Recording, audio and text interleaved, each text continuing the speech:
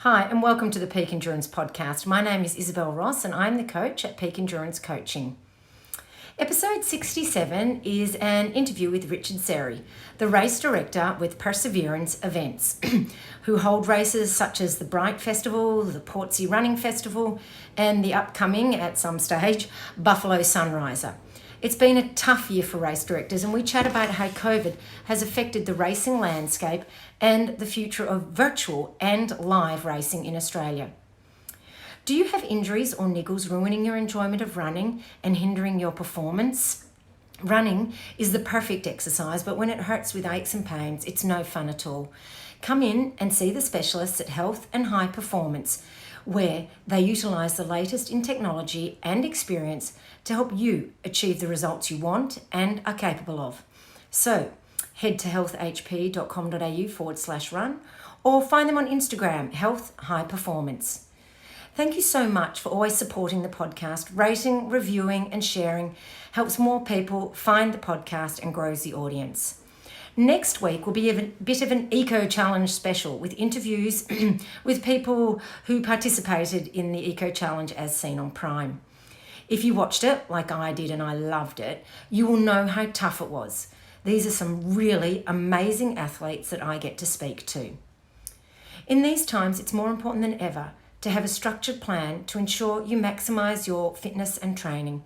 The benefit of online training is it doesn't matter what state or country you are in. I can help you reach your athletic peak. Staying committed to your training is one thing at the moment that you can actually have control over.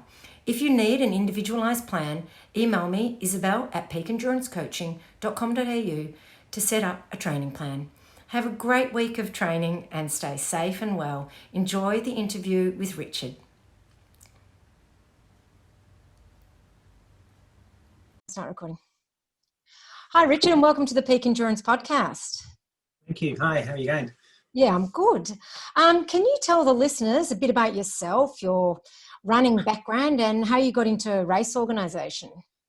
Oh, yeah. So I'm from England originally, so born and bred in London, and got into running sort of early teens at Hercules Wimbledon Athletics Club in South London, and had a cross country background mostly, and road and a bit of track over the years. So I got into race organisation pretty much in my late teens, just through helping on a voluntary level with the club events. So we had a few county events, 5K races that I would manage, and then just slowly did a few other. We used to have one called the Wimbledon 10, which was a pretty tough 3-lap hilly course. And for London, London with hills was kind of Wimbledon area was really good for hill work. So that died of death due to a bus service being implemented and not being able to keep to safety regulations eventually. Although saying that, very few races did back then anyway, and still don't, funny enough. But as the years progressed, I trained in as a physiotherapist as well.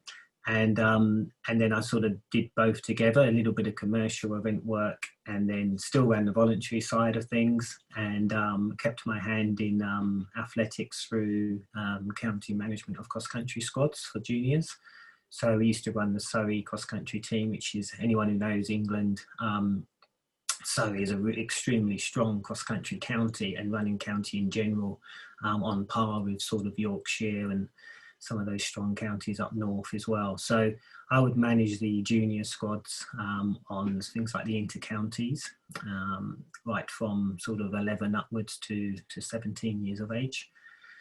And that took me into coaching as well. So as my running and injury sort of curtailed my main enjoyment of running, and I always had I'm not one of those runners that sort of love running forever. Like, I would come in and out of the sport. So I'd travel a bit and I wouldn't run for months. And then I'd sort of always be on a push bike. So I'd always be in sort of 75-minute half marathon shape pretty much up to maybe 35 years of age. And then with the race organisation, some bigger road races would come in, sort of 3,500 sort of numbers. And from several hundred. So I've kept my race organisation between sort of small cross country events, a couple of hundred people in the UK. So we used to run the Wimbledon marathon, which was an off-road one, right through to sort of mass participation events and closed road races as well. So one on the south coast I still own in Worthing, just west of Brighton, and one up in London in Richmond, although the market is so heavily saturated now, and with COVID-19 obviously, so I brought that word in already, we're seeing quite a difficult landscape, to be honest, and I suffer from the problem of storage solutions as well in the UK, so I've got some big costs still outgoing, and obviously nothing for 2021 now as of last week. So from the whole of 2021 will have no events for me in the UK, if I can even get out of Australia anyway. So it's a bit of a and I was going to, my next question was, how has it been navigating the COVID landscape this year? But from what you're saying is that there'll be no racing in England next year either. No, it's a tricky one. There's from what I read, and I sort of jump in and out of policy and see what's going on. So the governing bodies obviously bring in their overview of risk assessments and say, hey, if you want to run a COVID-19 secure event, here's our recommendations. And it's mostly social distancing measures, dropping the numbers, which doesn't always help. Money to be made. More toilets, although we've always had lots of toilets on our races. But so each race is different. But what I'm noticing now is actually the councils will just overrun all those decisions anyway. So you could have the best, and I saw a good example of this last week. I saw a very nice risk assessment done from an event that actually is in Worthing as well. And I was looking at his work and how he sort of staggered it to a nice line, 150 metres long and so on. So done everything asked. But the council members, the councillors and so on have just said, hey, no, not going to take place. So he's obviously had to scrap it. So, and that's kind of what we're getting with our event as well. So before I've even thought about a COVID secure event, the council have already implemented a no event policy. And I can understand it, because where that race is for want of a better word, a much older population. Traditionally it was kind of retirement town, but at the end of the day, everyone in that town is kind of on the plus side of 65. So we're seeing a lot more vulnerable customers of the council, obviously, and me bringing in 2,500 people into a town is not necessarily morally right. Taking away the politics side of things, because there's obviously huge events on with thousands of people in close proximity. It's also a massive headache for me that I can have an event pulled in a week and lose £15,000, which basically will bankrupt me. So, sometimes you just got to let go of things and move on to other things and see where I am in my own life and position as well, and accept that as a new normal now. And so how have you, like I said, navigated it this year, because you obviously did have races organised for this year. So how have you dealt with that? Yeah, so when I went to England, so if we just bring England back in February, it was very silent. It was making more news. End of Jan, I went to England. So it was making news in Australia. Generally because they report more on stuff on the east side of the world. But England, it was very quiet, and I was quite surprised how little chatterings were taking place there. So I had a race in England on February the 9th that I had to cancel 2 days before, because we had 110k winds coming on the south coast from nowhere, and it just battered everywhere. And I've got some video on some Facebook stuff, and it lasted 24 hours, 48 hours, and then it just stopped and it was fine. And I couldn't even open the door of a van. It was so bad. So that got pulled. So that was like hit one. And then I thought, well, I might as well go back to Oz quickly for a few weeks, take some pressure off the family, so on. So I did that. Went back to England again for the Richmond event. So that was March 22nd. And the week before, I was getting nervous because of the big Cheltenham horse racing festival was starting to sort of 250,000 people over 3 days. That was starting to gather a bit of media sort of backlash, and kind of quite rightly so, really. And so I pulled my event early, like earlier than any other race that was on that weekend, because I could see the speed that it had accelerated over in Australia and elsewhere. Not so much Australia, but Italy, France, Portugal was showing massive, rapid speed. So I pulled my race very quickly, which saved me sending out race packs and race chips and so on, which is several £1,000s worth. So I pulled that, I saved on that, but I was still being held to account on, say, land hire, because they had no official guidance from the government at the time. So I was like, I can't believe they're not listening to and seeing, making decisions. Anyway, the Thursday before my race, by which point I was already heading back to Oz pretty much, because they were shutting down the border anyway, and the flights were getting sparse. We had a situation where Boris had then told everyone no events, so I didn't actually get charged that, thank goodness. But so that was the race 2, that was out. And then obviously my Australian races are end of the year, so I have a big gap there. And then so yeah, Bright Running Festival was out as well. Just was going to be a non-starter, really. So, and although Bright gives us the opportunity for lots of space, and I'm pretty confident, of executing an event, it's more that you can have something pulled on you so rapidly, and that something can't take place. Within 24 hours, you've got entire I went to Worthing with a full load van, 3 staff, full up with a van hire for a week, 14 hotel rooms and so on, all to not take place. So and then have to then unload the van, hire van goes back. So there's lots of costs. So in a way, you've got to make that measured guesstimate of what the risk is of something being cancelled and what the costs are already in place that you can't claw back. There's certain things I don't do anymore that save me money, from everything from date on medals is a good example. I think runners understand that. I've had a race where I had to cancel a few years ago where I had about £10,000 worth of t-shirts. So that's $20,000 worth of t-shirts that were dated for an event that didn't take place. Ultra runners are different. They kind of get it. Yeah, I don't care if I got a 2018 t-shirt, but you're junior runner, and I say that in a way of I call them new age runners. They're really hard to manage sometimes, and you can't be giving them a different date on or a t-shirt. And so it's kind of good for the charities because they get all our stuff. And 4,000 t-shirts are probably scattered around the world in countries that have had civil wars and famine and so on, and these get distributed from the network that I have in London. So there's benefits to every negative. There's positives to negatives. Yeah. Which is a question I was wondering is, has there been any positives from this whole can you find some positives?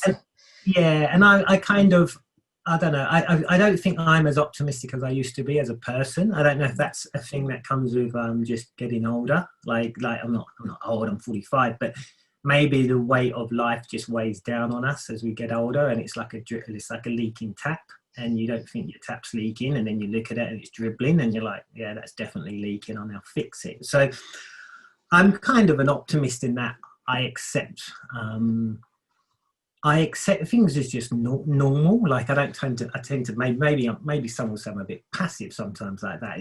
That's just the way of the land. Like the councils have the powers, they can do what they like. They can make you bankrupt if you're not smart with your stuff. But the positives, I guess most of the positives has been take Bright Run Fest virtual event. I was quite low and negative, personally, on a personal level. I was feeling our other forms of income weren't coming in, such as my airbed and B&B up here in Bright. So we've got all of that money lost. Certain things that I didn't get, bushfire grant, for example, and that was a real headache of how grants are given out in Australia based on how you structure your business. So there's a good example of how something that one minute, you see a sponsored ad on Facebook saying, hey, bushfire affected communities, there's $10,000. And you're like, oh, no, sorry, we don't class you as a small business. But you tax the business, So you're like, okay, so I'm not a small business. What exactly am I? Well, it's on your personal income. Okay, that's totally legal. That's fine. It's all accounted for. But no. So you sort of get, so you go back and forth, and each time you're like, all right, I'll give up with that one. And you look at another grant. Last week was a good example. Small sole traders. Yes, I looked at that too. Nothing. So you don't have commercial premises. Well, exactly. Come on, how many? 95% of sole traders don't have commercial premises or leases. Exactly. Okay. Yeah. It doesn't need to be 3,000. Give us $500, just something. Exactly. We'll give the I other agree. $2.5 to someone who has. Anyway, so I was getting beaten up by this stuff, and then I was like, right, bite one first, keep my finger in, bit of social media. I get a bit lazy sometimes with that, bit of video. But more, one of the biggest pluses I think I've found from the virtual event, and I'm anti-virtual events. I've seen them, and when I first saw one a few hours, I want a load of old crap. What are you spending money to make someone run around and take their hard-earned money? As an organizer, it's actually been really complicated, because not did I just go and do a 5K, 10K, 25K, 50K, we threw in the 10 by 10K. So that brings a whole load of Excel files and data collection, and without using a specific app, for example, and trying to keep it sort of cheap as well, and actually trying to make some money if possible, and not just do everything at a loss, is to do it all yourself. So I'd come up to the computer here and spend about 4 hours every night fixing data, because the runners wouldn't do it as I asked them, or some were really good, like spot on, maybe those in IT. Others were shockingly bad and readily admitted how bad they were, and I got emails apologising. Sorry, Rich, I've just put 10 days of data in and it's all incorrect, and I couldn't copy and paste it over. So I've got one screen there. I'm like, and I just go loopy, like 56 hours for 10K when it should be 56 minutes, stuff like that. So, but hey, that's what the RD does. That's why you charge people some money.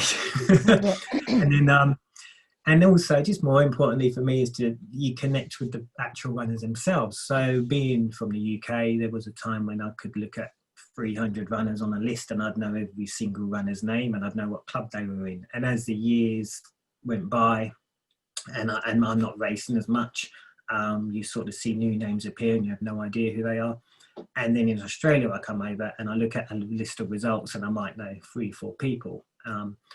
So it was quite nice for me to connect, because the stories, I think the biggest positive is the stories that have come out from the 10 by 10 have far outweighed the bulk of stories in any race I've done.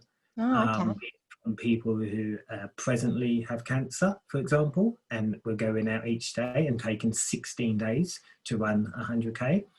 And some days they'd run 4K, other days 3K, so quite low level running for them, but high level based on their health condition. Others were really quick to do it, but just the stories and the thank yous that came in of how much it got people up and out to create, hopefully maybe just create that habit again of what they had lost. And then we threw in that bonus 10K to try and carry on the behaviour, the habit of running each day as well.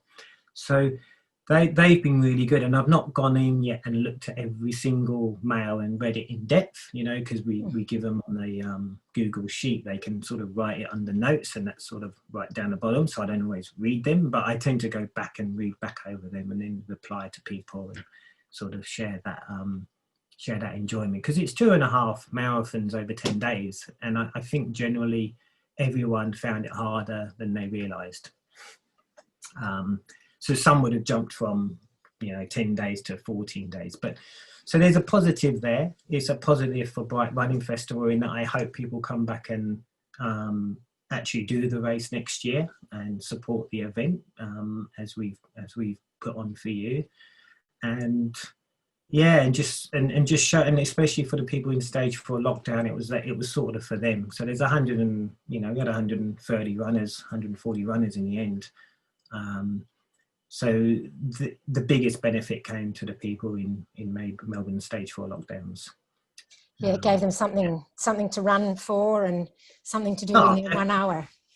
Yeah, and seeing them all coming in, like, 00, 59, 50, they all scraping in under the hour, and some were 11, some were 19. I'm pretty laid. I was very laid back with it. This wasn't about the front end and the people racing at the front.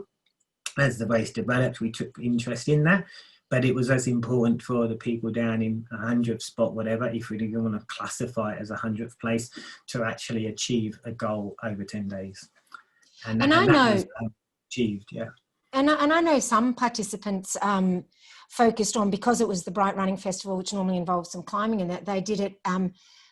It was just a goal for themselves that each run would have to involve X amount of elevation climb within that 10K, which was like an added challenge for them. I think if do another one, for example, and in fact we'll have a couple of prizes that will go out. There were, and I still haven't actually put this on in the data yet, is the elevation of the runs, because some people were like, that's every elevation is everything, as we know. For some, yes. Others care less about elevation, and they live where they don't have any, there's no elevation in bits of Melbourne. So me devising a way to collect that data and maybe automate some of this data, that we could actually do this, for example, any time of year. And if this doesn't take huge amounts of hours up for me on an automated platform, then I could run this more as a sort of a marketing, and it could be done at no cost, for example. Most of the costs on this race were for products and hats and so on. So I actually really enjoyed just running something that was more, took me back a bit more to my voluntary time of running events, when you spend huge amounts of hours just trying to get, I don't know, getting a website to connect back on a FTP in 1996 with Dreamweaver. Just used, and you have 5 websites, and one connected one way, the other one connected another way, and 3 in the morning you're still trying to work it out. And I'm not a tech guy, so I'd just be like, I've got to fix this. I've got to get it working. Because we're runners and we like to be stubborn old buggers. Don't pay anyone to do stuff. and it's got to be just right. That's right. So you sort of have touched on the answers to this question. I was going to say, what do you see will be the future of racing over the next year? So obviously in England, you're not going to be putting on any real-time races, but here in Australia, you do see that being able to happen? Yeah. I see. Well, with Portsea Running Festival, that's not going to happen because of Park Victoria restrictions in stage 3 and 4.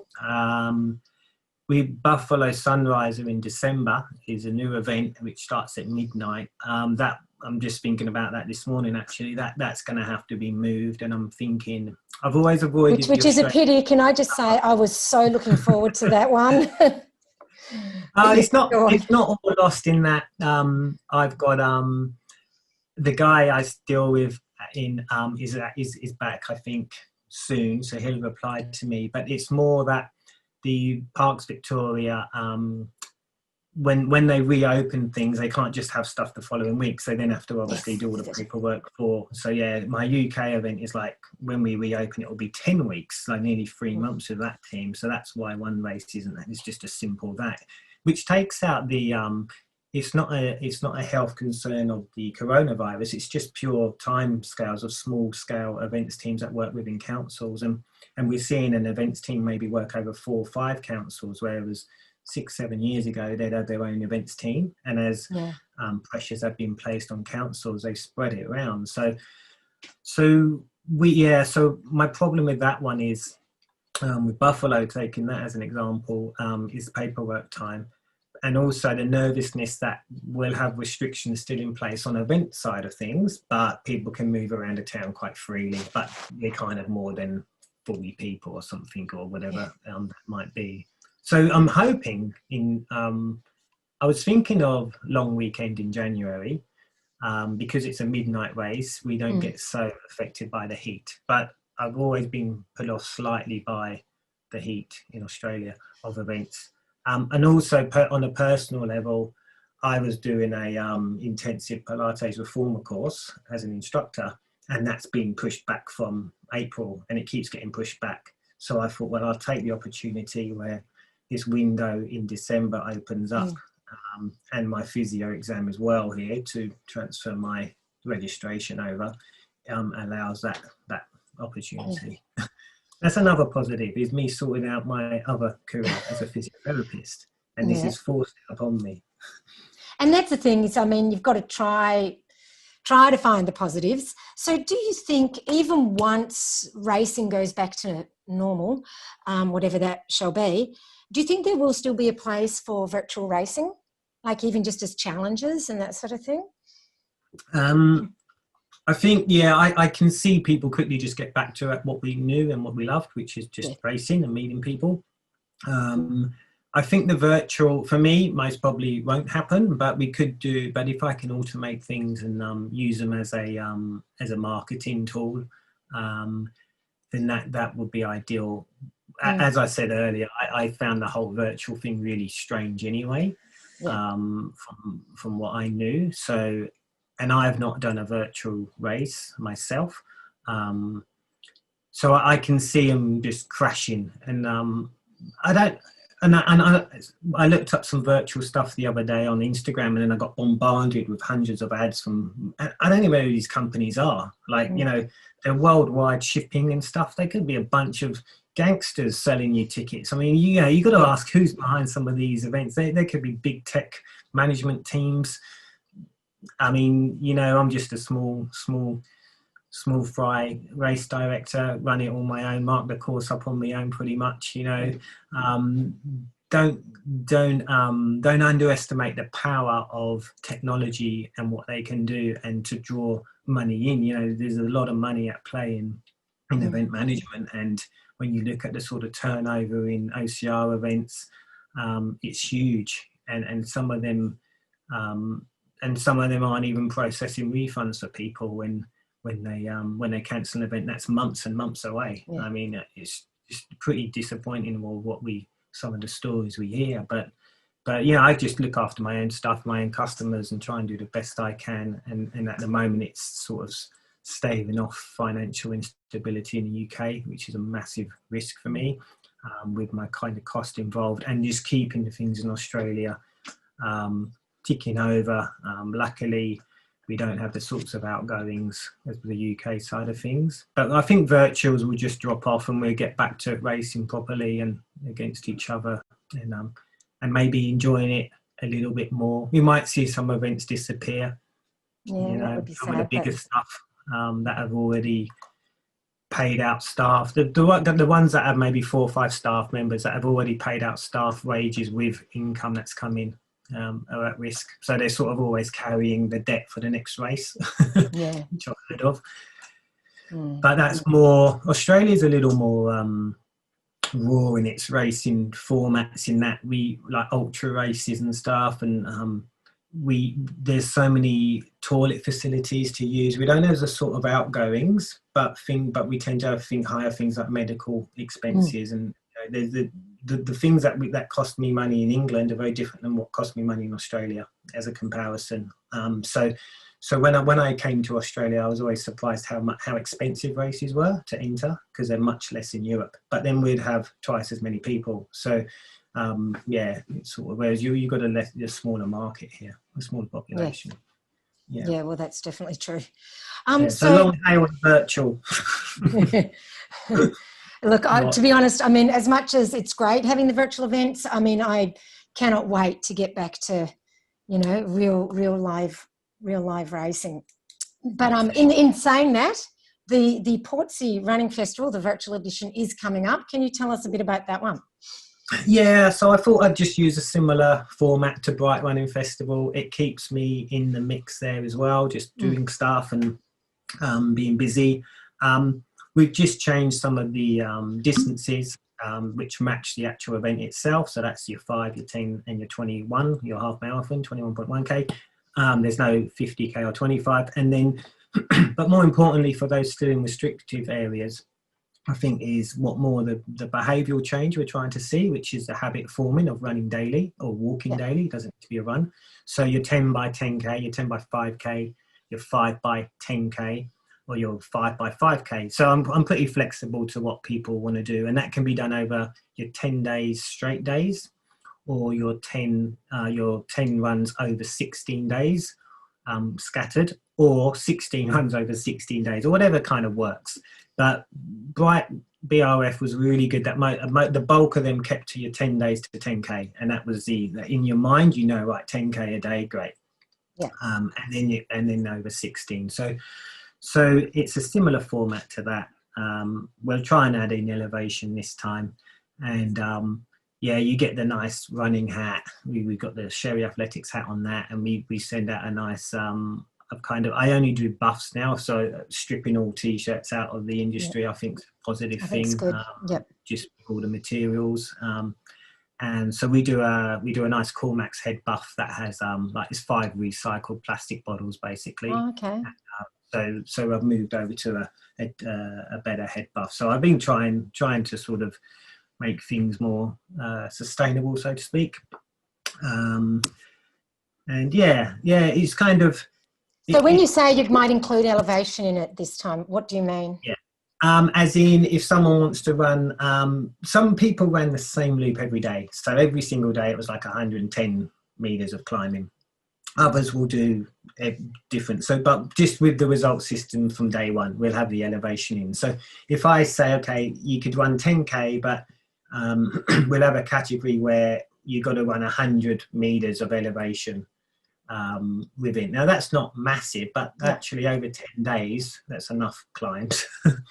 Or we do just a price for maximum elevation if someone wants that. So I reckon do that.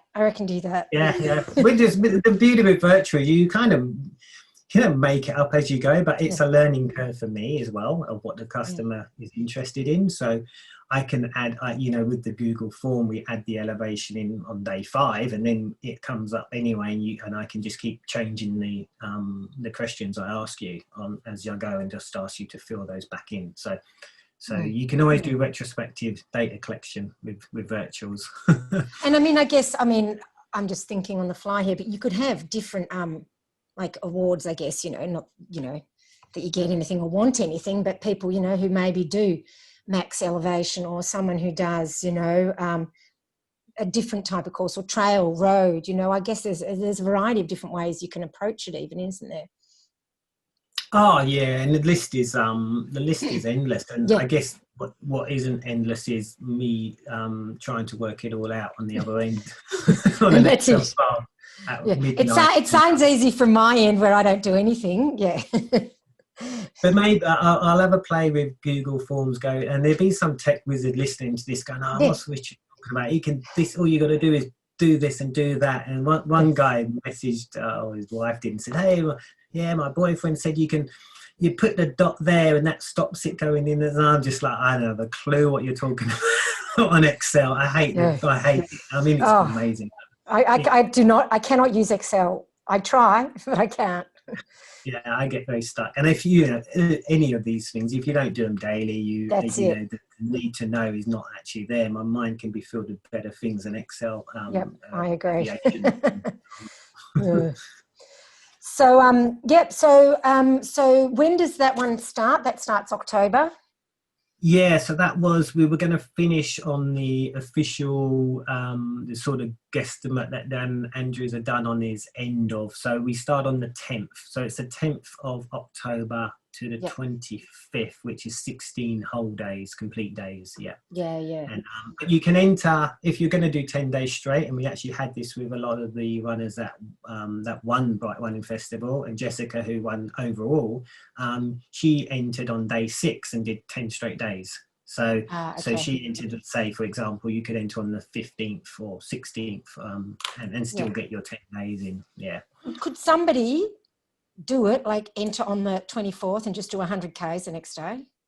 Yeah, I'm pretty flexible. It goes in the result. It would just say 100K. We had one guy, I think, did 100K in 3 days or something. And so you can do that. It doesn't have to be 10 by 10. Yeah. Like if you can choose to create your own challenge. People put in some big whoppers early doors. Someone ran 32.4K, I think, day 1, and then 23, and then they literally ran like 5K a day or something. So that obviously worked for them. Work hours, shift work, family, whatever, it's sometimes easier. But there's 2 groups of in this. There's the purists who run 10.01 each day. Yeah, you And need then, that point one. Yeah. yeah, I'll take that. And then there's those that just sort of scattergram an hour roughly and see how far they run. So, Yeah. and there's those that actually run the exact same course every day, which is, I mean, that's pretty cool. And the irony on that was at day 10, loads of them saw their times improve and saw the That would have fitness been improve interesting. quickly. So Yeah. 4 or 5 days, and you can really see some big health benefits coming about straight away. And what was I going to say? How do people like for the Bright one and for this? You're talking about Google Docs, but how do people give you the data? Is it through Strava or anything like that? Yeah, so I like them to have a tracking app, but it's not that's not completely necessary. Quite a few of ours were new runners in that they didn't even have Strava at all. They weren't using any tracking, so they joined Strava. Others had more concerns about their locations and so on, so we had to show them how to do the safety features. That's just me, personal emails and so on, so they can't be ID'd where they live and so on. So yeah, we ask you obviously your name on the form. We ask you your tracking name, which is for me because we have a lot of people that use different surnames. School teachers are a good example. People in the forces and so on. So police force, so they will use a different name, and that's actually caused massive confusion for me because I'll be looking for someone and I'll be like, I can't find them. So that got quickly added to the form. People just screen grabbed and sent me other tracking apps that were on private settings. So you can just send a screenshot. Yeah. But the mainstay for me, the brainchild of it, is the Google submission form. And then if I want to check something, I will then jump into your tracking app and find you and have a look. Okay. So we have the Strava group, but to be honest, when you've got 300 runners over various activities all in one group, and Strava events doesn't work very well. You can't have multiple day events, for example. It's not built for that. So you can only have the one group really. You can't find people because it brings in dog walking. They might go for a hike, and they're not labeling the run the right day. They haven't followed the what I've requested them to do. So me finding them is just a minefield. So the Google form quickly did its job of data collection, and then I double check if there's any cases raised. Yeah. I can imagine it would be a steep learning curve for you, but I'm sure everyone's very grateful and appreciative of your efforts. All righty, so where can people go to enter that race? So the Portsea Run Fest is just actually that, portsearunfest.com, and that will just, at the moment I'm saving myself a few dollars, so that will just jump over to perseveranceevents.com.au website, and then there's a register there, and that will go through to the platform, the registration platform to register. And then about 10 days, 2 weeks before, probably next weekend, I'll start sending stuff out and getting everyone's race numbers ready and so on, and how it all works. And this will be a bit more polished probably than BRF because I'll be learning from not errors, just for stuff I haven't done. Yeah. Well, and that's great. I mean, you're learning a whole new skill set. I know, from a virtual race. It's amazing. Don't worry about 2 weeks of marking up Bright Running Festival in the middle of the night. That's it. 100,000 metal stakes. No, this is a virtual race and it was harder. Yeah. Anyway, all right. Well, I'll put those links in the show notes. If people want to go to the show notes, they can do that and get onto the race. And I think I've been a bit umming and ahhing about virtual events myself, but I did another podcast with some other coaches and I talked about how I had done one, and what I actually liked about it more than anything was the feeling of community, knowing that even though I wasn't with other people, there were other people doing the same thing as me. So in spite of not actually physically being together, we are together. And I think that really helps us mentally at this time. 100%. And, just based on what we were talking about earlier, that sense of community when everyone sort of, and people know each other sort of maybe from an event once or twice a year, you might bump into someone, and that's kind of how, that's the extent of your friendship goes, and maybe the odd bit of Facebook stuff. But seeing that you're all in that together and how hard it is kind of what makes that I know, going back to that rawness of runners and how Yeah. runners look after each other, you know, and we can come through things together um, and sort of look forward to spending that time with each other again. And for me, I think you know, my own running has not been great. I wanted to do the 10 by 10, but I actually pulled my calf a few days before, getting a bit That's right. carried away. And then last week, 2 weeks ago, I twisted my knee gardening. So that's all my injuries are much to do with running, actually. So I felt I was part of it, even though I wasn't actually running it. And Naomi, my wife, so to speak, although we couldn't get married because of the restrictions. So Oh my partner, no. she did the 10 by 10, and she runs regularly, but she will not necessarily do the 10K every day, you know. So she's a 34-minute runner back a few years ago on the road. So she jumped in and actually surprised herself. She knew she could do 10 by 10, but to actually put it together for 10 days was actually solid. And I don't think I've run 10K a day for, I don't know, maybe more than 10 years ago, looking back. Oh wow. So it's something I will probably do myself at some point, like soon. Yeah, once my knee's better and my calf. No more gardening. Gardening. Yeah. All righty. Well, thank you so much. I really appreciate hearing about all of this, and I'm sure the listeners do too, because this is the world we're in at the moment. It's virtual racing, so it's good to hear it from a different perspective. Oh, thanks, Izzy. And yeah, and if obviously you're going to look at doing the 10 by 10. Yes, I'm doing the 10 by 10, and I'm just debating whether to do it, you know, looking at it as elevation or trail, or I'm still trying to decide what my focus will be, because I don't want to just go out and plod around my streets, the same old sort of, I don't want to do the same course every day. So I've got to figure out what I'm going to do. Cool. We'll throw in like 100 burpees to start and finish, and you know. Oh, that is my least favourite exercise. Yes. All righty. All right. So thanks so much for that. No worries. My pleasure. Take care. Bye.